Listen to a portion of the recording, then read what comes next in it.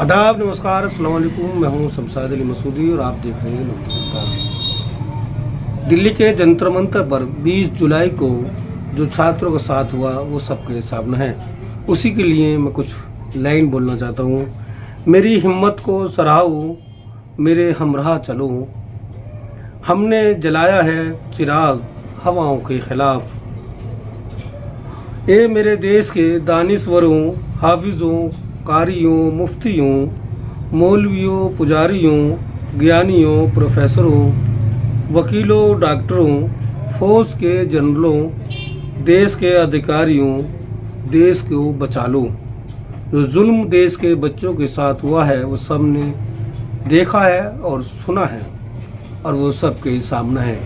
ये चंद लाइनें इसलिए हैं कि देश के जो हालात हैं उसके बचाने के लिए इन सब लोगों की जिम्मेदारी है। देखिए इसी पर एक वीडियो जो हमने बैकवर्ड मुस्लिम महासभा के राष्ट्रीय कार्यालय से शूट किए, यानी कि वहाँ से हमने वो दिखाया है किस तरह से हमारी उनसे बातचीत हुई है। बहुत बहुत शुक्रिया। और वीडियो हमारी पसंद आए तो लाइक करना ना भूलें और चैनल को फॉलो करें, सब्सक्राइब करें। खबर कैसी लगी हमें कमेंट्स करके जरूर बताएं। खबर को ज़्यादा से ज़्यादा शेयर करें ताकि लोगों तक मैसेज पहुंच सके, ताकि देश की जनता जान सके कि किस तरह से देश का हालात है और किस तरह से बच्चों पर जुल्म किया गया है और देश की हकीकत क्या है, सरकार की हकीकत क्या है, ताकि सब लोगों के सामने इस तरह की खबरें हम ला सकें, आपको इस तरह की खबरें और दिखा सकें। आदाब, नमस्कार, अस्सलाम वालेकुम। मैं हूं शमशाद अली मसूदी और आप देख रहे हैं डॉक्टर त्रिपाठी।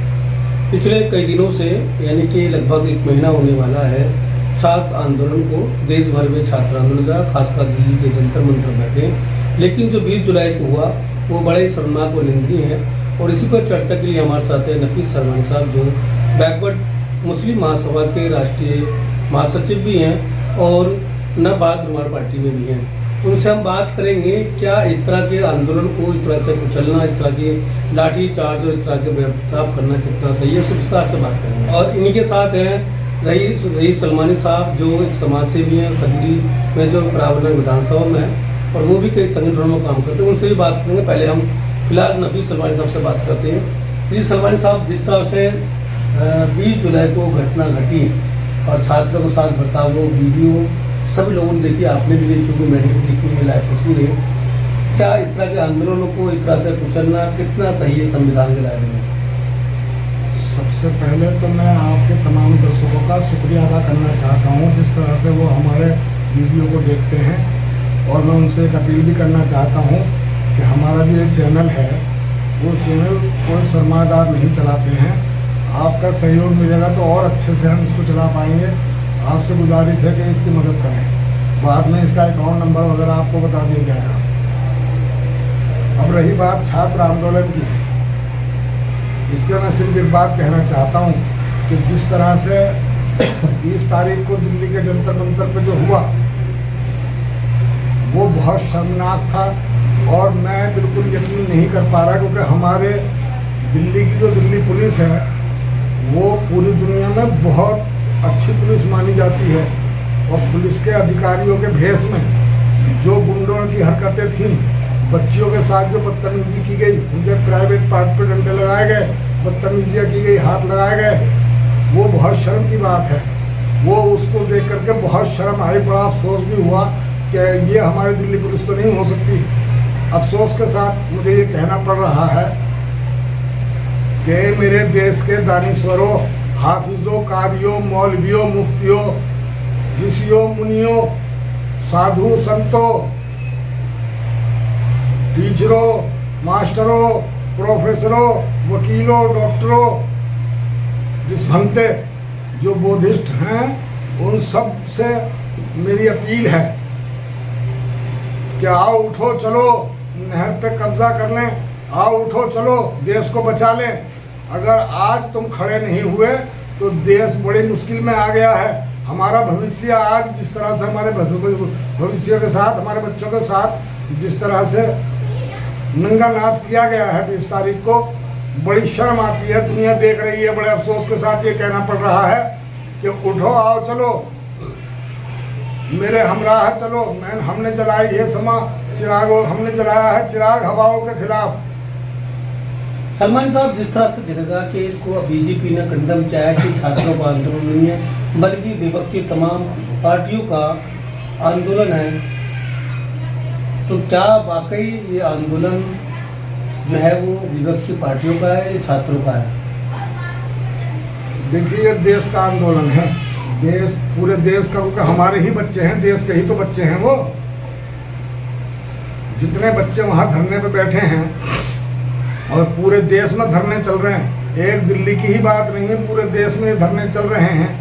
कोई प्लांटेड नहीं है लोग, ये सब बच्चे पढ़ने लिखने वाले जिन्होंने अपना जीवन पढ़ाई पे लगा रखा, माँ बाप ने अपनी ज़िंदगी की पूंजी उनके पढ़ाई के ऊपर खर्च कर रखी, और उन बच्चों का जो पेपर लीक होता है और कितने बच्चों ने जो खुदकुशी की है, आखिर वो बच्चे जिन्होंने खुदकुशी की है वो बच्चे हमारे ही तो थे, हमारे ही देश के तो थे। कौन बोलेगा उनके लिए? आज जो लोग बोल रहे हैं, चाहे कोई भी आज विपक्ष का हो या पक्ष का हो, जो भी लोग उन बच्चों के लिए बोल रहे हैं वो अपने देश के साथ वफादारी कर रहे हैं। लेकिन आज भी कुछ गुंडे खुले ऐलान फेसबुक पे और व्हाट्सएप पे तरह तरह की बदतमीजियों का मुजाहरा कर रहे हैं और ऐलान कर रहे हैं वो कि हमने किया, ये जिससे जो किया हो करा जाए वो कर लो। वो चैलेंज कर रहे हैं हमारी सरकार को, हमारे देश को। आखिर वो जितने अपराधी हैं वो भारतीय जनता पार्टी के ही कार्यकर्ता क्यों निकलते हैं? कहीं ऐसा तो नहीं है? कौन सा देश ये साजिश कर रहा है हमारे देश के साथ, जो हमारे देश के बच्चों के साथ इस तरह का जुल्म, इस तरह की बदतमीजी दिल्ली पुलिस तो नहीं कर सकती। कोई यकीन नहीं करेगा दिल्ली पुलिस ऐसा कर सकती है। लेकिन कई दिल्ली पुलिस के अधिकारी के नाम खुल के आए, जैसे उत्तर पूर्व दिल्ली के एडिशनल डीसी संदीप लामा, एक वो जो शादी वर्दी में थे हरीश तोमर साहब, इस तरह से एक थाने के SHO साहब राठी साहब जो एक के साथ पीछे डंडा कर रहे थे, देखोगा अपने वीडियो। इस तरह से तमाम पुलिस वालों को नाम खुल कर आ रहे हैं लगातार। वो दिल्ली पुलिस के नौजवान है, कोई SHO है, कोई एडिशनल DCP है, कोई SI है, कोई कुछ और पोस्ट पर है, उनके सबके चेहरे धीरे धीरे खुल रहे हैं और लोग कोड के रास्ते की तरफ जा रहे हैं। देखिए, इसीलिए तो हम कह रहे हैं कि ये बड़े अफसोस के साथ कहना पड़ रहा है कि हमारी दिल्ली पुलिस आज इस तरह से बदनाम हो रही। आखिर वजह क्या है? गृह मंत्री को इस्तीफा दे देना चाहिए, शर्म अगर जरा भी आती है उनको। अगर देश से जरा भी शर्म करते हैं अमित शाह तो इस्तीफा दे देना चाहिए। उनके बस का नहीं चलाना, दिल्ली पुलिस उनके बस की तो नहीं है। दिल्ली पुलिस के लोग ऐसे हो ही नहीं सकते, मैं नहीं मान सकता इस बात के लिए, क्योंकि जिन लोगों ने ये हरकतें की हैं वो ज़रूर पुलिस की वर्दी में गुंडे ही रहे होंगे। रही जिन लोगों अधिकारियों के नाम आ रहे हैं, उन अधिकारियों का रिकॉर्ड एक बहुत अच्छा रिकॉर्ड भी रहा है। लांबा साहब का भी अच्छा रिकॉर्ड रहा है, तोमर साहब का भी अच्छा रिकॉर्ड रहा है। मैं ये कहता हूँ कि उनकी आड़ में जो लोग भी इस तरह की हरकतें कर रहे हैं वो अच्छा नहीं है। इसलिए आज मैं अपील कर रहा हूँ कि मेरे देश के दानिश्वरों, चाहो उठो, चलो देश को बचा लो। अगर खामोश रहोगे तो देश बर्बाद हो जाएगा। इस देश को बचाने के लिए आज सबको खड़ा होने में पड़ेगा। आज ये आंदोलन बच्चों का आंदोलन नहीं है, देश का आंदोलन है। इस देश लेकिन बीजेपी के लोग तो कह रहे हैं कि ये जो विपक्ष की पार्टी है उनकी साजिश है और ये कोई सब किराए के लोग हैं और वो जो इस तरह की है उनका धंधा है। और इस तरह के जो बयानात आ रहे हैं तमाम बीजेपी के सपोर्ट में, उनके बारे में क्या कहना चाहेंगे? देखिए, जिसकी जैसी सोच होती है वो ऐसी ही बात करता है। हमारे संगठन बैकवर्ड मुस्लिम महासभा के राष्ट्रीय अध्यक्ष आली जनाब हसीन अहमद साहब ने और गुलजार अंसारी साहब ने, डॉक्टर अखलाक इदरीसी साहब ने, दाऊद मंसूरी साहब ने, तमाम लोगों ने रात ये प्रस्ताव पास किया कि हम इस बच्चों के आंदोलन को समर्थन करने का हम ऐलान करते हैं। बैकवर्ड मुस्लिम महासभा बच्चों के आंदोलन का समर्थन करती है कि जो उनके साथ 20 तारीख को हुआ वो नाजायज़ हुआ। उनको इंसाफ मिलना चाहिए। जिन बच्चों ने खुदकुशी की है उनको 1 करोड़ रुपए का मुआवजा मिलना चाहिए और आगे से इस तरह से पेपर चोरी ना हो, इस तरह का एक कानून बनाने की बात तो आराम से हो जाती है, लेकिन कानून बना से खाली काम नहीं चलेगा, उस पर अमल करने वाले भी तो होने चाहिए। अब गृह मंत्री अमित शाह जी हैं, अगर अमित शाह जी की पुलिस इस तरह की घटिया हरकत कर रही है और फिर भी गृह मंत्री अपने पद पे बने हुए हैं तो कितने बेगैरत हो सकते हैं, कितने बेशरम हो सकते हैं, इसका अंदाजा ही देश लगाता है। हिम्मत को सराहो, हमारे हमराह चलो, हमने जलाया है चिराग हवाओं के खिलाफ। अब जिस तरह से 20 तारीख को दिल्ली में प्रोटेस्ट चला था, उसमें आंसू गैस गिरने और लाठीचार्ज हुई, तो छात्र जब अपनी सुरक्षा के लिए जान बचा के वहाँ से भागे अपने आप को, तो मस्जिदों के दरवाजे खुले, गुरुद्वारों के दरवाजे खुले, वहाँ लोगों ने चेहरे धोए और आराम किया।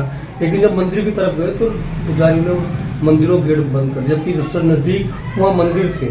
ऐसे में क्या कहेंगे, जो हिंदू मुस्लिम भाईचारा था वो कहीं ना कहीं किस तरह जा रहा है? पहले तो मैं आपके चैनल का शुक्रिया अदा करता हूँ कि आपने इस खबर को पहुँचाया। ये जो हुआ है ये इन लोगों ने बहुत ज़्यादा गलत किया है कि मंदिरों के गेट बंद कर दिए गए और मस्जिदों के गेट खुले। ये एक हमदर्दी की भाईचारा दिखाया हमने, और गुरुद्वारों के गेट खुले, उन्होंने भी भाईचारा अपना दिखाया। तो ये एक मुल्क से मोहब्बत वाली बात है। हमें बच्चों से मोहब्बत है, हमारे हमदर्द हैं वो, और हम उनके हमदर्द हैं। और जो इन्होंने मंदिर के गेट बंद किए, ये लोग हमदर्द नहीं हो सकते।